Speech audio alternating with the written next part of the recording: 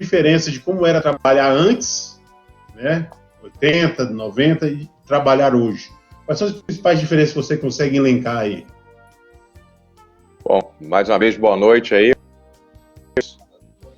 Eu vejo que mudou muito, eu diria, duas questões fundamentais para mim, né?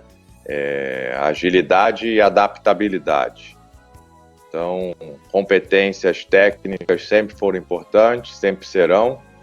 Eu vejo muita gente falar das habilidades emocionais, que são importantíssimas, mas a gente tem que entender que o cacife para entrar em qualquer jogo é você ter competência técnica no que você faz, seja na sua área financeira, na sua área jurídica, na sua área comercial, na sua área de tecnologia, na sua área de recursos humanos. Então, essa competência técnica é importante, você deve buscá-la. E as competências emocionais, obviamente, elas vieram vieram aumentando, né, o seu nível de importância nessas últimas décadas. Eu comecei a trabalhar na final da década de 80, início da década de 90, e depois já em postos de gestão de pessoas, sempre responsável, né, por ajudar as pessoas a chegarem num patamar mais possível, né, de uma alta performance, e vejo que essas competências vieram aumentando bastante, né? E aí, com o incremento de tecnologia, muito incremento aí desse mundo digital, desses últimos anos para cá, eu vejo que essas duas competências, elas são fundamentais e que diferenciam um pouco essas empresas ditas digitais, ditas, né, mais da economia 4.0 em relação às outras empresas, que é a questão da agilidade, que é você ter muita agilidade, né, no que você faz, e agilidade não é sinônimo de velocidade. Velocidade é você chegar mais rápido de um ponto ao outro, e agilidade é você chegar mais rápido de um ponto ao outro, mudando de direção sem perder o equilíbrio. E esse é um ponto muito importante, porque o mudar de direção, muitos de nós, muitas empresas, são impelidas quase que diariamente, porque o mercado muda, né, a dinâmica muda, a tecnologia muda, e a gente é obrigado a mudar de direção, como a gente está experimentando muito agora. Óbvio que é uma crise sem proporções, né, que todos nós, nossas gerações têm vivido, mas esse mudar de direção, ter essa agilidade, é algo que eu digo que diferencia muitas essas empresas mais inovadoras, mais disruptivas, mais digitais. Por quê? Elas têm menos hierarquia, elas têm menos formalidade, elas têm menos aquela questão pesada, né, de uma estrutura organizacional, elas atuam mais em projetos, mais no que a gente chama de sprints, e, obviamente, elas são mais ágeis, né, e têm capacidade de responder mais rápido do que as empresas mais tradicionais que estão tentando também colocar essas metodologias, né? E adaptabilidade, eu vejo que a gente fala bastante em mudança, né? Você aí com seus alunos, né? Eu lembro todo consultor, todo professor, palestrante começa a sua apresentação, a aula falando que, né, o mundo está mudando, tudo. E isso, principalmente ali há uns 10 anos atrás, né, era o primeiro slide de todo mundo, né? E vai sempre mudar. Então, eu escrevi um artigo aí para a Época Negócios, acho que tem um mês, acho que foi o meu primeiro artigo para a Época Negócios, já estou indo para o quarto, e eu falando que é o normal nosso de cada dia, né? Eu não gosto muito do termo novo normal, porque para mim novo normal é todo dia. A gente, desde que eu me entendo assim, né, por adulto, por gente, eu tenho que mudar, eu tenho que evoluir, eu tenho que melhorar. E, obviamente, esse momento que a gente está vivendo, a gente está sendo assim, desafiado a mudar e muito, né? Então, essa coisa da adaptabilidade, para mim, é muito importante também, a agilidade e a adaptabilidade, que é você mudar junto com o ambiente. Obviamente que você mudar, né, interiormente, mudar, né, seu estilo, seu modo de pensar, seu modo de agir, estar se reinventando é muito importante. Agora, eu gosto da palavra adaptabilidade porque ela consiste em você mudar e você mudar junto com o ambiente, que vai mudar o tempo inteiro também. Então, essa capacidade de se adaptar, o que alguns chamam de resiliência, né, é uma das características também que eu sei que estão sendo bastante valorizadas e serão cada vez mais, né? Então, eu faria, assim, esse paralelo, né, com relação à tua pergunta. E agora é interessante, porque as empresas ditas conservadoras ou tradicionais ou analógicas também querem mudar, né, e se tornarem mais ágeis, né, mais adaptáveis, como as empresas digitais. Mas as empresas digitais, como é o Neon, né, que você sabe eu tenho ligação, ela também quer ser mais responsável, ela quer ter mais controle, né, ela quer ter mais, o que a gente chama de compliance. Então, assim, não tem melhor nem pior, tem cada uma entender qual é a sua competência essencial e também procurar aprender com o melhor de cada dimensão, né? Dessas que a gente chama umas analógicas, outras digitais, né? Aproveitando, você falou um pouco aí da Neon, né? Você é um cara que trabalhou nas principais ou em grandes empresas do Brasil, né? A Mil, Banco Safra, DASA, Itaú, Mastercard, e hoje você trabalha numa fintech, né, no Banco Neon, você é sócio, você é sócio do Neon, tem mais 2 consultorias, e é colunista da Época e da Starts. Né, não sei se é mais alguma. Da HSM. E por aí vai. Como é que você enxerga esse cenário dessas empresas, né? Tanto da tradicional, você começou a responder um pouco, né? Dessas empresas mais tradicionais, mais inovadoras. Uma está buscando ser mais ágil, mais adaptável ao que está ocorrendo, e outras estão buscando o compliance, né? Que são as empresas mais inovadoras. Como é que você imagina o futuro dela em relação ao mercado de trabalho, ofertas de postos de trabalho para as pessoas? Quais empresas? Tantas tradicionais quanto as novas. Como é que elas vão se posicionar? O que elas vão buscar no mercado de trabalho em termos de uma, como você falou, buscando ser mais ágil, e outra buscando ser o compliance, né? Elas indo uma meio que atrás do caminho da outra, né? Elas começam diferente, mas terminam convergindo para um centro. A impressão é essa, né? De uma certa forma. Em termos de postos de trabalho, de mercado de trabalho, o que você acha que... Como é que você encara esse cenário? O que você vê desse cenário aí? Bom, essa é a pergunta, assim, de $1 milhão, né? E que é difícil. Eu vou fazer um paralelo. Por que eu fui trabalhar nessas empresas... Por que eu fui trabalhar na Neon, né? O que me chamou, assim, a atenção? Eu estava no meu processo de reinvenção.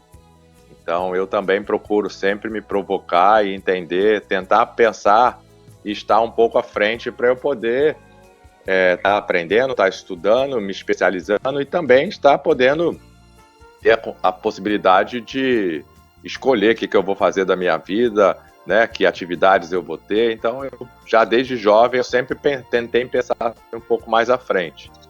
E aí, em 2017, eu fui pela primeira vez ao Vale do Silício, onde estão essas empresas, como visitei Google, visitei Netflix, visitei LinkedIn, visitei Apple, visitei... qual mais? Visitei a Tesla, visitei PayPal, visitei essas empresas que estão, né, hoje entre as mais valiosas do mundo, sem ter muito ativo fixo, né, sem ter muita receita de venda, como tem uma Walmart, como tem uma General Motors, mas elas têm, né, um valor de mercado tão alto em função dessa possibilidade de gerar valor no futuro, com seu conhecimento, inovação, tecnologia. E eu fui lá ver o que essas empresas tinham e aprendi muita coisa. E voltei assim mais motivado a aprender mais e a poder estar competitivo para o futuro do trabalho, que é a pergunta de $1 milhão que eu falei, né? O que o futuro do trabalho vai requerer da gente. Então, eu voltei de lá e montei uma startup chamada People Tech para estudar o futuro do trabalho e com uma posição não só negativa, de que postos de trabalho serão eliminados, mas com uma posição também mais crítica, positiva, de que oportunidades aparecerão. Então, o que eu vejo que tem acontecido e vai acontecer mais agora, né? Todas essas atividades muito rotineiras, repetitivas, com atividades mais analíticas, elas poderão ser analíticas ou repetitivas, elas poderão ser facilmente substituídas pela inteligência artificial, né, por soluções automatizadas, e obviamente isso é um processo de transformação que vai ocorrer ao longo do tempo e que tem sido acelerado.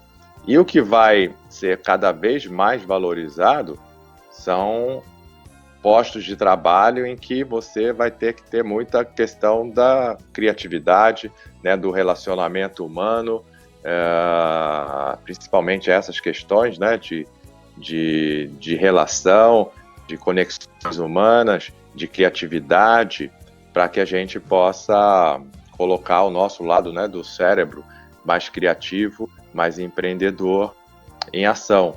Então, eu lembro que eu chegando lá no Vale do Silício, lá em São Francisco, assim, na semana que eu estava lá, ocorreram 2 eventos assim muito emblemáticos, né? Uma fábrica da Nike na China, a Nike anunciando que estava cortando acho que 15 mil postos de trabalho, porque a robótica ia substituir essa né, força de trabalho manual. E a Domino's Pizza fazendo entregas através de drones, ou seja, o drone entregando a pizza na casa da pessoa. Isso já é uma realidade lá, né? Já tem alguns experimentos, algumas ações assim. E a Budweiser fazendo uma entrega de uma costa a outra dos Estados Unidos com um caminhão autônomo, sem motorista, que também será uma realidade, né, daqui a alguns anos. Então, assim, e eu lembro de um número, só motoristas de caminhão de transporte, né, de mercadorias nos Estados Unidos, acham que eram alguns milhões. Então, o que acontecerá com esses alguns milhões?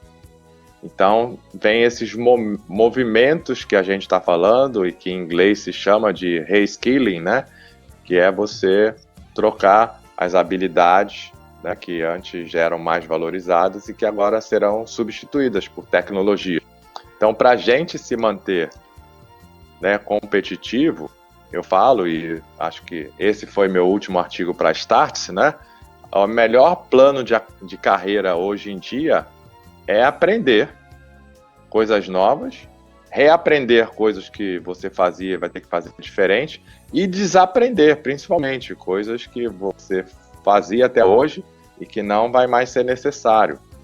Então, eu falo que o cara que vai ter, assim, maior probabilidade, e seus alunos, seus estudantes, seus participantes aí, os caras que vão ter mais condição de estar mais no mercado de trabalho, é o cara que vai ser o eterno aprendiz.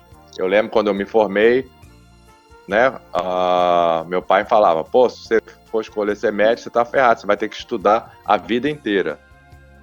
Então, hoje isso é para todos nós, né, porque essa questão do aprendizado, né, de reaprender e desaprender também, que é o mais difícil, ele é hoje um valor, né, que se procurará, né, que as empresas procurarão. E pegando um gancho, né, do artigo que você escreveu para a Startse, você falou lá sobre upskilling e reskilling, né? O Adriano hoje, né, aí já com uma experiência grande, voltando, e aí ele encontra com o Adriano hoje, 2020, saindo da faculdade. Que competências aquele Adriano que já passou por tudo daria para esse Adriano que está começando agora a vida profissional? Só para ressaltar, gente, eu e o Adriano aqui, a gente não combinou nada, é totalmente um bate-papo, estilo bate-papo de barzinho, né? Então, as perguntas que vocês quiserem fazer, fiquem à vontade, no final a gente passa, pode deixar um tempo bom para ele responder as perguntas, tá? Eu tô água aí, não é igual os sertanejos das lives, não, que bota como é que fala? Uma picha aqui dentro, um Danone. Então, fiquem à vontade para fazer as perguntas. Mas que competências você indicaria para você mesmo, saindo agora da faculdade, investir? Que competência você deve adquirir? Então, quando eu saí da faculdade, eu estou com 53 anos, né? Então, eu me formei, eu tinha 22, então 31 anos. Em 31 anos é muita mudança, né? Mas eu diria assim, que a principal questão é que naquela época, como eu já falei, a competência técnica pesava muito, né? Então, as habilidades técnicas, né? A competência técnica. E com o tempo, essa mudança, né, da própria organização, das relações de trabalho, da liderança, veio exigindo muito mais as nossas competências emocionais. Aí eu digo que não é a idade que te faz ficar melhor, né? Mais maduro, mais equilibrado, é a tua evolução, é você querer estar melhor. Porque eu já vi muito cara de cabelo branco, muita cabeçada, né? Já vi muito diretor, cabelo branco, dá muita cabeçada porque não procurou evoluir como pessoa, né? Então, aquele garoto de 20 anos atrás, poxa, olhe mais para você mesmo e queira, assim, evoluir como pessoa, e aí a gente vai cair naquela mensagem importante que eu falo, que é do autoconhecimento, né? Que é importante demais hoje para qualquer profissional. Porque muitos cometi nessa minha carreira, e não foram poucos, eu cometi quando eu não estava no meu melhor momento emocional. Então, você se conhecer, saber muito bem, né, as coisas que te fortalecem, que te ajudam a resultados, muito bom. Agora, você conhecer também aquelas questões que você costuma errar, que você costuma perder a paciência, que você costuma se desmotivar, perder sua energia, perder sua bateria própria. Então, esse nível de conhecimento é muito importante, porque essa dinâmica que veio se alterando muito nesses últimos 20, 10, 5 anos, hoje o ambiente de trabalho ele é muito competitivo, então ele te exige muito. Então você não é só o cara ter a competência certa, estar na posição certa, com o gestor certo, na empresa certa, com os valores alinhados, ter os incentivos certos, tudo isso é muito importante. Agora você também está bem e equilibrado, e nas dimensões da vida que não são poucas, né, e são bastante desafiadoras, como a sua saúde, suas finanças, sua família, principalmente esses 3 pilares, eles costumam te tirar do eixo, né? Então, esse para mim tem sido o meu grande desafio ao longo desses 20, 30 anos de carreira, e que eu vejo desafio para muita gente, né? E aí, dentro do autoconhecimento, vem algo que precede, que é a autocrítica, né? Que eu falo que muitas vezes a gente falha, que é a gente não ser honesto com a gente mesmo, não ser corajoso, né? Então, a partir do momento que você tem uma autocrítica também corajosa, honesta com você mesmo, você sabe muitas vezes onde você pode estar melhor e onde você costuma errar, né? Onde são suas fraquezas. E você sendo honesto com você mesmo e procurando críticas de pessoas que também possam te ajudar, eu sei que formando essa boa dupla aqui, autocrítica e autoconhecimento, eu acho que você está aí melhor, né, posicionado para estar disputando aí teu espaço no mercado de trabalho, que é competitivo, né, é cruel, é desafiador, então você tem que estar bem, né, tem que estar inteiraço. Bom, eu estou sempre pegando seus ganchos, né? Como a gente não combinou nada, nos Estados Unidos já tem mais essa cultura de falar das falhas, né? Tem dias específicos lá no Vale do Silício, que é o dia da Fail Day, né? O dia das falhas lá. E você falou, né, que comete muitos erros, nós todos cometemos, mas o que a gente vê muito aí, principalmente no empreendedorismo de palco, todo mundo está contando a parte boa, né? E o sucesso. Você poderia compartilhar com a gente algum erro, alguma coisa que você falhou, que cometeu, que, enfim, coisas que possam compartilhar com a gente e qual foi o aprendizado que isso trouxe para você? Como eu falei, esses erros, principalmente lá eles costumam dizer, né, tem uma famosa casca de um cara da IBM lá, que chegou pro chefe, foi pedir demissão porque tinha errado num projeto de $1 milhão. E aí o CEO virou para ele e falou assim, poxa, eu não vou aceitar sua demissão, a gente acabou de investir em você $1 milhão, porque esse erro nesse projeto vai ser muito importante para se evitar que outros erros ocorram. Então, lá no Vale do Silício, lá em São Francisco, nos Estados Unidos, como você citou, não é questão que se premia tanto o erro assim, não. É que eles entendem que o erro é parte do processo de melhoria, de aprendizagem. Então, errou, e aí eles também não é um erro de $1 milhão, como esse exemplo que eu dei. Tanto que eles têm minimizado bastante, né, processos de pesquisa e desenvolvimento para novos produtos. Eles começam menor para, se errar, poder corrigir rápido, ter menos impacto, né, de perda financeira e poder aprender, quer dizer, fez, testou, prototipou, testou, errou, conserta, melhora e vai à frente. Então, é uma cultura que está lá presente nessa região. E aí, lá, os americanos, eles são muito mais diretos, eles são muito mais assertivos, e a gente aqui tem o nosso jogo de cintura, né, o nosso jeitinho. Eu estou escrevendo um artigo agora para a Época Negócios falando disso, falando da falta de sinceridade e de transparência das nossas empresas.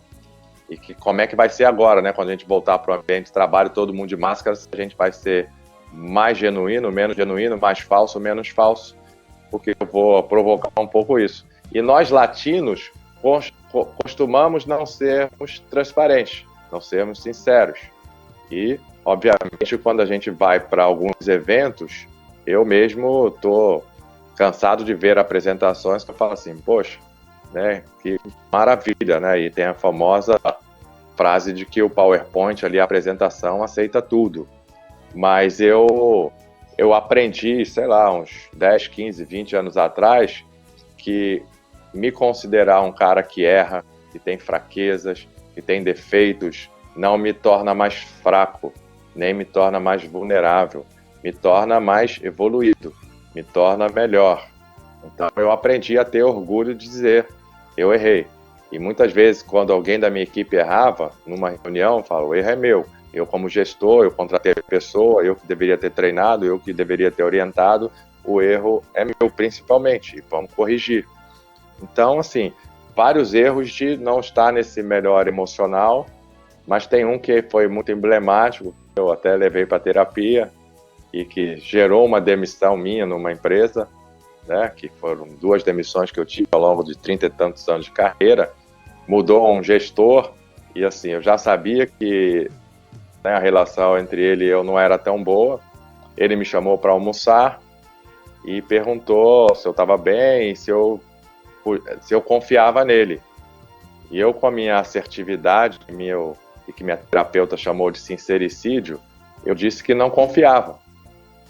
Que como a gente ia começar a trabalhar juntos, era uma folha em branco e que eu tentaria, né, ganhar essa relação de confiança com ele. E eu sabia que toda reunião que tinha, ele falava mal de mim, porque quando eu não estava, isso chegava para mim por amigos, né? E eu falei isso para ele. E, obviamente, a reação não foi tão boa. E eu também acho que, né, naquele momento, estava um momento de tanta pressão, eu sabia que a relação minha com ele não era tão boa, e acabei falando isso. A pergunta de $1 milhão e agora, se eu soubesse tudo isso que ocorreu, se eu voltasse lá, eu falaria essa mesma coisa? É difícil, né? Eu não sei. Mas, obviamente, eu falaria de um jeito diferente, não do jeito que eu falei, que foi tão assim, que azedou mais ainda a relação, né? Então, assim, esse foi que minha terapeuta chamou de sincericídio, né? Como é que eu vou falar para o chefe que eu não confio nele? Podia ter falado de outro jeito. Então teve pelo menos um aprendizado. Né? Voltando para o desenvolvimento pessoal, né? Você já foi vice-presidente, acho que da BRH de São Paulo, é isso? Ou do Rio? Já. Na gestão do Vicente Teixeira. Isso. Como é que você vê, o que você enxerga como tendência na área de gestão de pessoas? Adriano, o que você vê que as pessoas na área de gestão de recursos humanos estão pesquisando, estão buscando, estão trabalhando? Então, Sanderson, essa provocação ao RH, semana que vem eu vou fazer uma live para a Central Nacional das Unimed, falando sobre o desafio dos RH, né?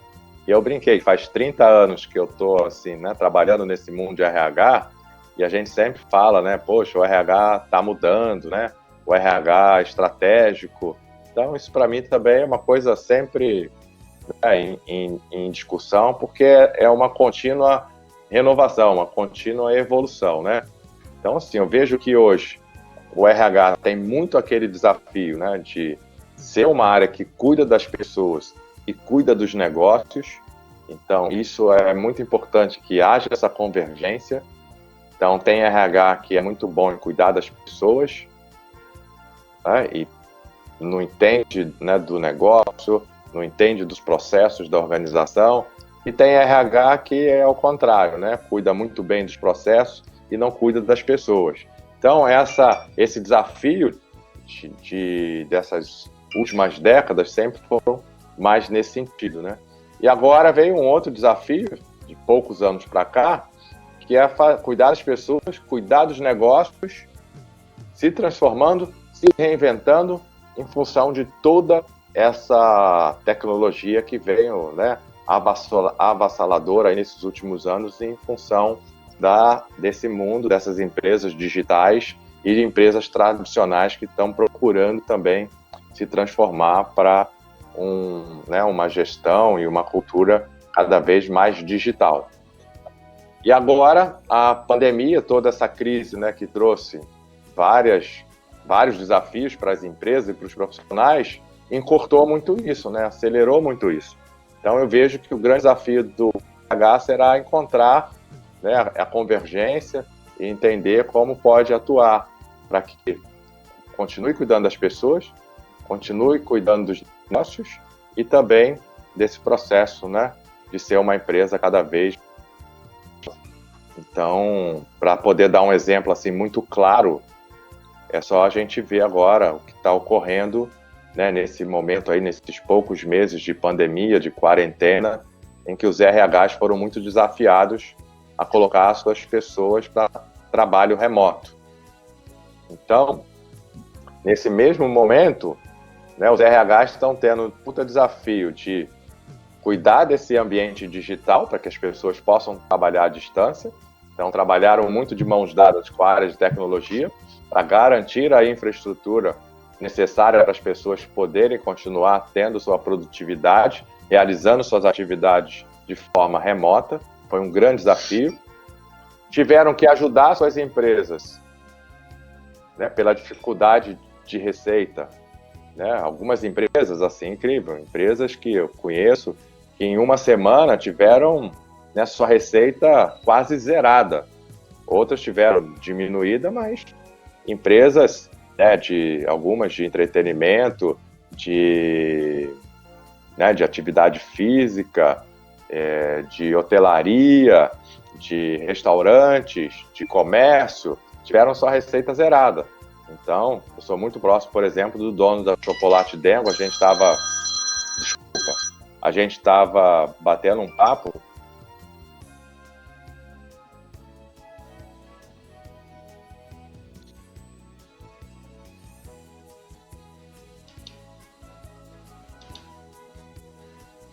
Adriano, você consegue nos ouvir? Acho que o Adriano deu uma... Ele aqui está tentando se reconectar. Vamos aguardar um pouquinho aqui. Já ele deve estar de volta. Só pode continuar fazendo as perguntas, tá? Já tem 2 perguntas aqui. Uma sobre logística, da Shirley, e outra sobre o cenário pós-pandemia do Álvaro. Então podem continuar. E a gente, assim que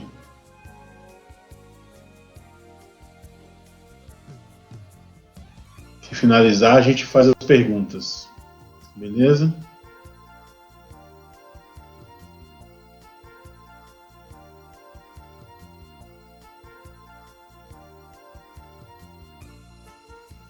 Bom, ele está tentando reconectar aqui.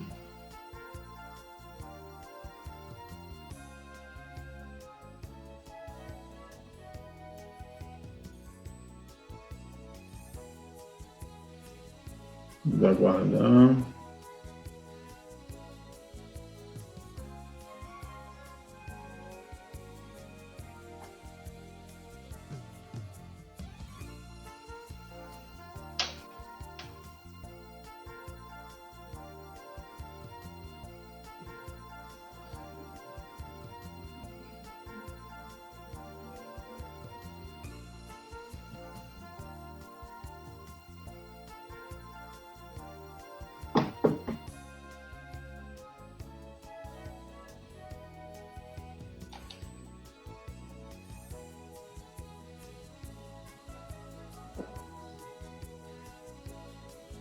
Alex, você está falando sobre o de inscrição?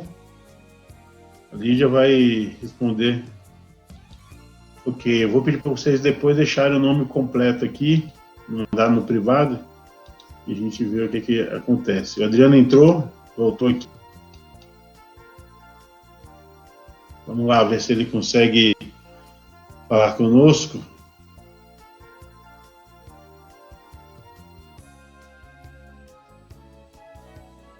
Adriano, você consegue falar conosco aí?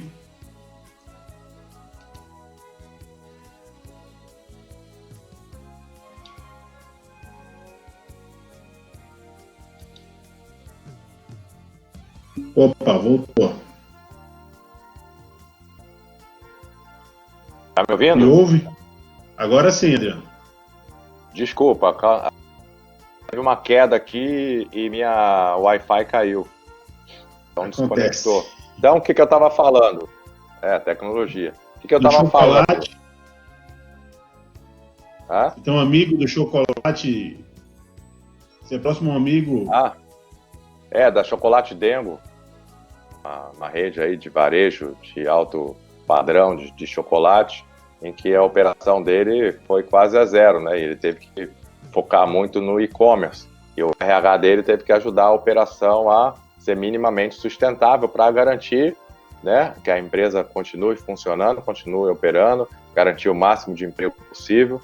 Então, o RH teve que trabalhar na tecnologia, né, para ajudar na questão remoto, teve que atuar em processos, no caixa, em cortar despesas que naquele momento não eram tão essenciais, e também tem que cuidar das pessoas, porque as pessoas nesse ambiente aí de trabalho, elas também estão aqui com seus desafios pessoais, seus desafios familiares, tem que cuidar de entes queridos que possam ter maior risco, né, de se contaminar com o coronavírus, tem pais com crianças em idade escolar que têm seus desafios também, né, no trabalho remoto por vídeo, participando das reuniões, e o filho ali a 2 metros de distância, tendo que fazer a aula online dele, tem gente que só tem um computador em casa. Então, uma série de desafios que as pessoas estão enfrentando, que o RH também tem que estar atento, né? Então, acho que nesse momento é um exemplo claro, assim, né, desse desafio que o RH vai ter cada vez mais, né? Atuar muito na função que é cuidar dos negócios, que é cuidar desse mundo cada vez mais digital e cuidar das pessoas, cuidar, que é o grande valor, né, da área de recursos humanos, que muitas vezes a gente esquece. Então, eu vejo que esse é hoje assim, um panorama importante de quais serão os desafios aí daqui para frente, né? Adriano, vou para a última pergunta aqui, para a gente dar espaço para os alunos também, os pessoas participantes, fazendo as perguntas e a gente responder, né? Eu vejo dois cenários de pandemia, as pessoas falando, né? Uma, que vai todo mundo sair para a rua assim que acabar, vai se abraçar, todo mundo quer mais contato, quer mais proximidade, mais relacionamento. E outra, que agora, que aí todo mundo vai ficar mais distante mesmo, vai se isolar mais, não vai mais para o restaurante, vai só pedir em casa, aí que vai aprendeu a se isolar e vai se isolar. Como é que você vê essa dicotomia aí? O que você consegue perceber? O que fica e o que vai embora na sua percepção? Olha, Anderson, é de novo difícil, né? A gente imaginar o que vai ocorrer, né? Eu vejo que é óbvio, as empresas, no campo das empresas, que eu já tenho certeza, conversando com muitos CEOs de empresas, diretores, o trabalho remoto vai ganhar uma proporção muito maior. Isso já é óbvio, né? A gente já pode assegurar isso, né? Que isso vai ocorrer.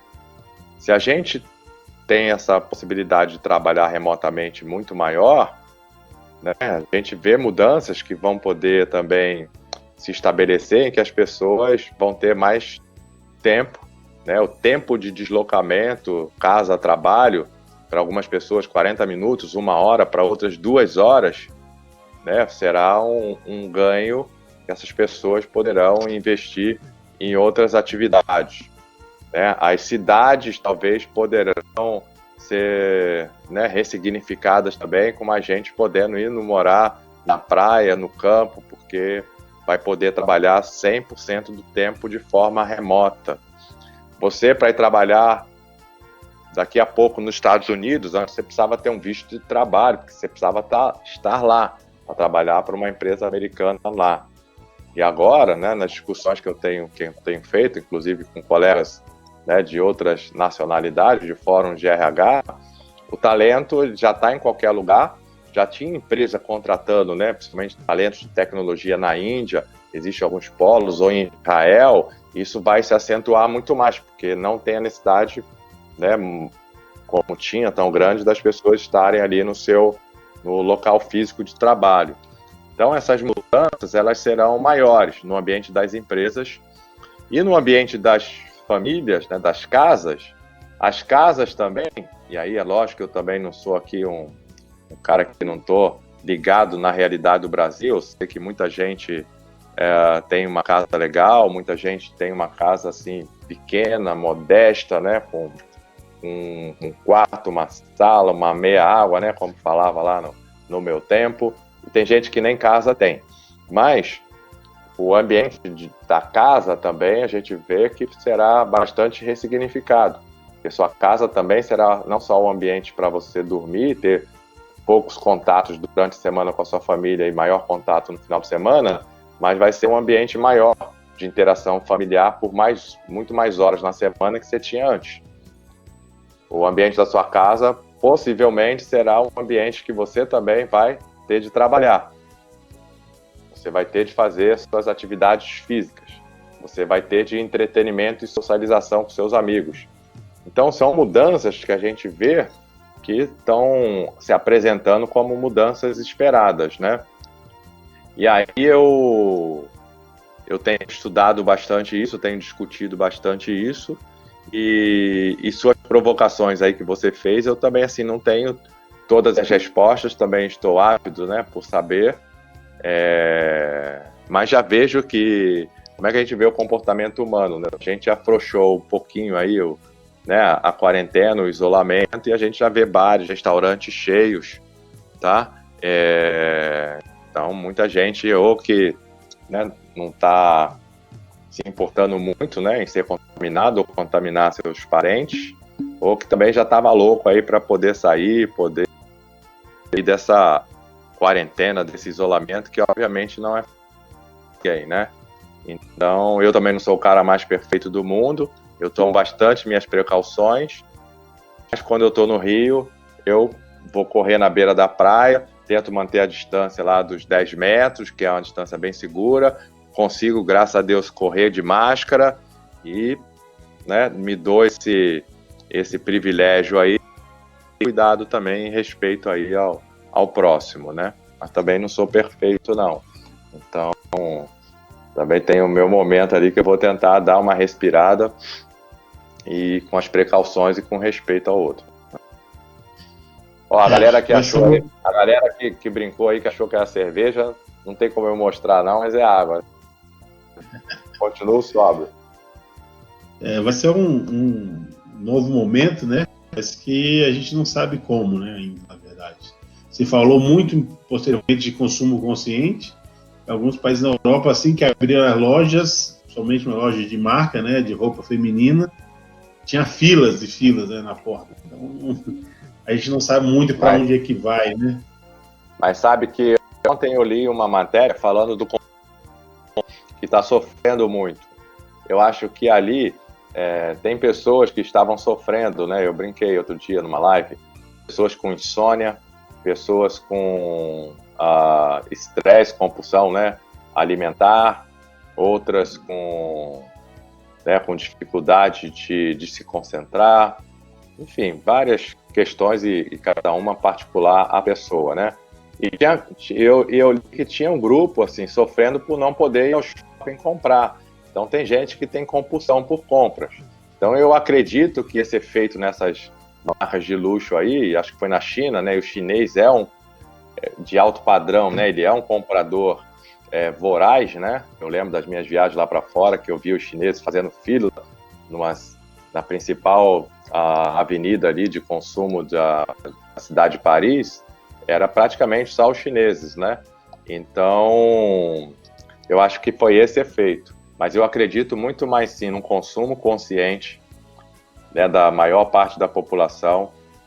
Eu acredito que a população brasileira, e eu tenho conversado com o pessoal da XP, né, com o Benchimol, que está trabalhando agora, né, uma questão de mais sustentabilidade, com uma corretora, né, que ajuda e faz educação financeira da população brasileira. A população brasileira vai aprender a poupar mais depois dessa crise, né, entendendo que se uma crise como essa ocorrer de novo, a gente precisa ter quantos microempreendedores, quantos profissionais autônomos, né, que tem ali a sua receita para o dia, né? O cara o que vende ali é para ele poder viver no dia, então ele perdeu essa receita, então ele provavelmente vai aprender a economizar um pouquinho mais. Então, essa questão eu acredito também que vai ocorrer. E aí tem um movimento chamado do minimalismo, que eu creio que vai aumentar, que é a gente poder viver com menos. Então, as pessoas também estão sendo privadas, assim, né, de um abraço, de estar em família, e da mesma forma que parte foi ali direto para o consumo, outra parte não está sentindo tanta falta disso hoje, né? Então tem um cara com uma BMW, com uma Ferrari na garagem, ele não está podendo nem sair com isso. Mas talvez ele trocasse, né, uma volta dessa por estar numa mesa ali, né, com seus familiares, podendo, né, tomar uma cerveja, podendo abraçar e ser abraçado. Então essas coisas que eu acho que vão ser mais valorizadas, né, daqui para frente. Então eu vejo que essas mudanças elas poderão ocorrer, né? Agora, eu acredito que o mundo inteiro vai mudar? Não acredito. Eu acredito que parte das pessoas vão buscar esta evolução. Então, outro dia uma amiga brincou, e eu até escrevi numa das colunas, né? É engraçado que as pessoas que chegam atrasadas nas lives, né, das empresas ou nas reuniões por vídeo das empresas são praticamente as mesmas que chegavam atrasadas quando, né, o trabalho era presencial, que davam a desculpa do trânsito, etc., e conseguem chegar, mesmo em casa, conseguem entrar na reunião 10 minutos atrasado, porque é da pessoa, né? Ok. Bom, a gente espera, né, que seja assim, né? Tomara que a gente caminhe para isso. Eu vou juntar duas perguntas aqui, que eu acho que tem a ver, mas caso você entenda que não, pode desmembrar, tá? Uma é da Shirley Oliveira. Ela pergunta: o senhor acha que a logística está ameaçada pela robótica? E o Álvaro, ele pergunta: no cenário pós-pandemia, onde o mercado vai estar mais competitivo e difícil de encontrar grandes oportunidades devido à situação financeira da população?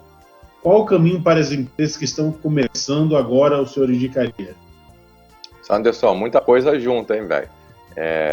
Então, divide aí. Vamos tentar aí a primeira. Pode repetir? A da logística, a Shirley pergunta se ela está ameaçada pela robótica. Não ameaçada, mas será muito transformada, né? Como eu falei, a logística é o quê? É toda uma cadeia, né? Tem lá o famoso supply chain, a cadeia de suprimentos, que vai lá desde o desenvolvimento da matéria-prima até seu produto chegar no cliente. E no meio disso aí tem a logística, que é basicamente o armazenamento, a distribuição, né? Que são elementos importantes da logística. E, obviamente, ela está sendo muito transformada. Então, a necessidade de fazer um produto, né, chegar de um ponto a outro, ela vai continuar existindo. Agora, os meios que farão com que esse produto chegue, né, saia de um ponto e chegue ao outro, e possivelmente de um fornecedor para um cliente, podendo ter alguns intermediários no meio do caminho, isso vai ser muito alterado. Então, as tecnologias estão aí para justamente poder fazer essa transformação. Agora, eu não sou um especialista na área, e o que eu vi lá no Vale do Silício é que eu moro aqui no condomínio, estou aqui no Rio essa semana, e eu vi, foi ontem, um cara num carro, parecia próprio dele, cheio de caixas, cheio. E eu fui ver, eram caixas do Mercado Livre. Ele fazendo entrega, né? Uma empresa que está forte aí no comércio eletrônico, que vai aumentar e muito, obviamente, agora, né? Nesse mundo pós-pandemia, que muita gente que tinha receio de fazer uma compra online não teve outra escolha, teve de fazer, aprendeu a fazer, perdeu o medo e provavelmente vai fazer muito mais do que fazia antes. Então, isso vai aumentar muito. E eu vi um profissional assim, que parecia ser autônomo com o carro dele fazendo entregas do Mercado Livre. Como a gente vai ao outro extremo, que é esse extremo que eu coloquei da Domino's Pizza fazendo entrega de pizzas através de drones. Então, acho que isso vai ser assim, transformado, não alterado, né? Quer dizer, não eliminado, pelo contrário. Beleza. O próximo, então, aqui. No cenário pós-pandemia, onde o mercado vai estar mais competitivo e difícil de encontrar grandes oportunidades devido à situação financeira da população, e qual o caminho para as empresas que estão começando agora, que o senhor indicaria? Então, o mercado vai estar mais competitivo, acho que em todas as posições em que se demanda mão de obra qualificada, porque a oferta está muito maior, a oferta de profissionais está muito maior do que a demanda. Então, nesta retomada, né, os profissionais mais qualificados, eu creio que terão assim mais competição. Então, por isso que precisa continuar se qualificando para você estar melhor preparado. Então, tem muita gente que me pergunta, poxa, mas, né, eu estava aprendendo a falar inglês, que é um exemplo. Agora eu preciso falar inglês e espanhol. Eu falo, não tem escolha. Se o mercado está nos exigindo, o mercado é soberano, o mercado é exigente, e a gente tem que correr atrás, a gente tem que buscar se adaptar. Então, eu vejo que essa, né, busca aí pela qualificação, ela vai ser forte. O outro ponto, qual foi? As empresas que estão começando agora, que caminho que o senhor indicaria? Quem está começando a empreender, entendi assim, né? Eu falo o seguinte, que eu quis aprender como é que é um empreendedor e montei lá a minha startup. Por quê? Porque eu queria aprender como é. Às vezes, uma empresa me ligava, né, e falava assim, tá bom, Adriano, me passa então com o seu vendedor, ou me passa então com a sua secretária, me passa por quem é a pessoa de finanças lá para eu poder mandar a nota. Eu falar, sou eu. Eu era uma empresa de um só. Então, você que quer empreender, eu falo que você tem que ter assim, uma paixão muito grande pelo que você vai se propor a fazer. E tem que ter assim, um propósito também muito forte. Porque eu acho que não dá para você empreender, você ganhou um dinheiro, você de repente foi demitido, ganhou um dinheirinho e falou assim, vou ver o que eu posso fazer com esse dinheiro e vou montar um negocinho para mim, porque aí eu vou ganhar meu dinheiro. Isso para mim eu já acho que é o primeiro passo para você não dar certo. Por quê? Porque é muito difícil. Então, você sabe aí, eu não lembro as estatísticas, mas boa parte das empresas, sei lá, quebram no seu primeiro ano. Acho que metade ou mais das empresas que começam quebram no seu primeiro ano. Então, empreender, para mim, é uma paixão. Você tem que tentar resolver uma dor, né, do mercado, você tem que ter uma proposta e um propósito muito forte para você poder, né, entregar, né, para o mercado. Então, eu quando criei essa empresa chamada People Tech, eu sofria muito vendo os RHs com pouco conteúdo em relação ao futuro do trabalho, via com uma posição mais negativa. Eu falei, poxa, eu quero fazer algo que vai ajudar os RHs a ter uma postura mais crítica, mais positiva com relação ao futuro do trabalho. Era isso que me incomodava e essa era uma paixão que eu tinha em procurar, né? Gestão de pessoas é a paixão que eu tenho. Então, tentei unir isso e acho que vem dando certo. Então, eu vejo que para um empreendedor, né, que quer começar alguma coisa, escolha algo que você tenha paixão, ou que você possa se apaixonar, e que vai ajudar, de fato, pessoas, né, mercado, a resolverem problemas e dores que eles tenham. Ok. Vamos lá, o Jean-Luc ele traz umas considerações e perguntas, né? Então ele fala que a adaptação quase que imediata ao novo cenário deve ser prioridade de empresas. Porém, será que as companhias e gestores conseguem acompanhar tal evolução? Será que outras atitudes inteligentes que ajudem a empresa a entrar na era da quarta revolução industrial?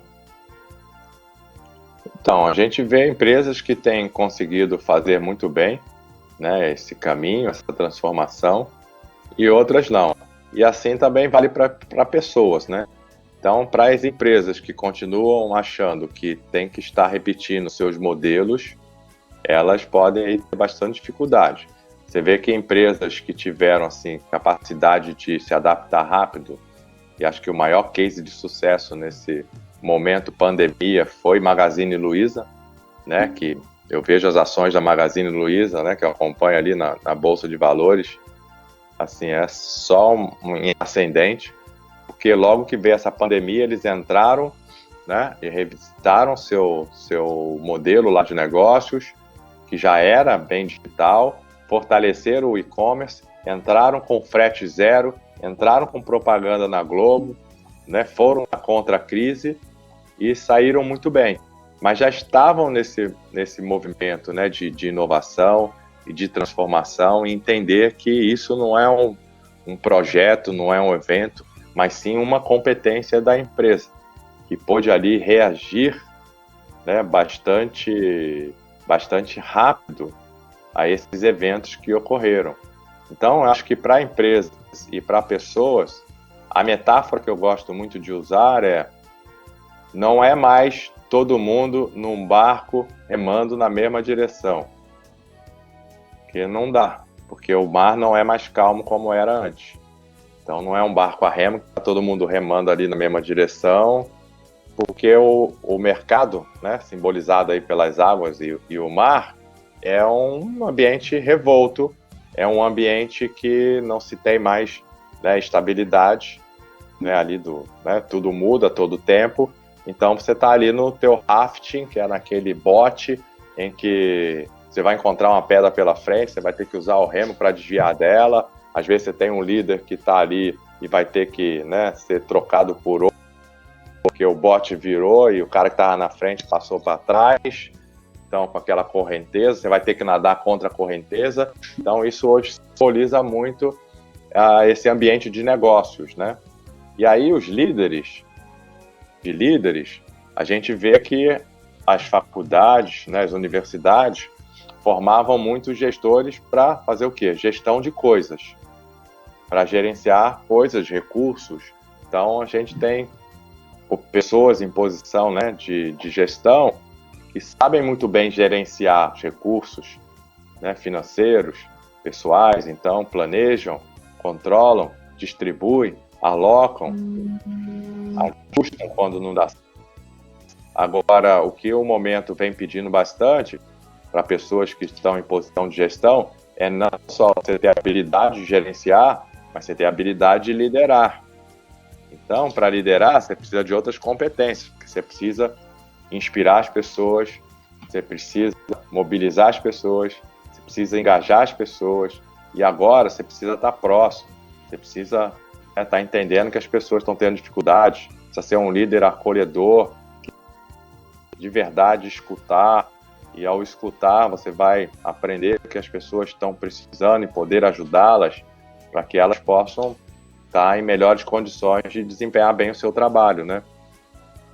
Então eu vejo que essa é uma questão aí importante que vem afligindo muita gente nesse momento.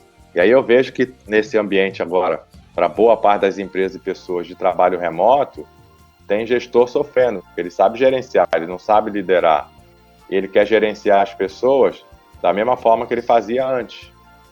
E por que existem escritórios? Porque muitas vezes a questão é vigiar. Eu preciso estar ali para vigiar. As pessoas vão trabalhar, então uma relação muito de comando e controle. E agora?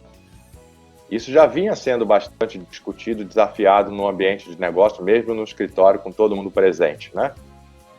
Agora, e no ambiente remoto, como é que você faz isso? E aí eu já vi cada caso de gestor que está exigindo que a pessoa ligue o computador às 9, para sair da frente do computador, ela precisa pedir permissão, dizer que vai no banheiro, e ela só sai às 18 horas, como se ela estivesse no ambiente da empresa. Então parece um absurdo, mas é real. Eu ouvi alguns casos desse, e inclusive, uma pessoa compartilhou com um amigo meu, que é influencer lá do LinkedIn. Ele contou essa história no LinkedIn, o gestor viu, desconfiou da pessoa, chamou a pessoa se acusou e a pessoa foi demitida. Então, a gente continua tendo gestores com essa cabeça, né? A gente está no 3º milênio e precisando não só de gestores que saibam muito bem gerenciar, porque é importante você gerenciar, que é planejar, que é alocar recursos, né? Que é organizar uma estrutura, que é você monitorar, né? Ter o planejamento, corrigir rotas, mas também tem o outro lado da liderança, que aí pessoas não se gerencia como se gerencia coisas, né? Recursos. São pessoas, são humanos.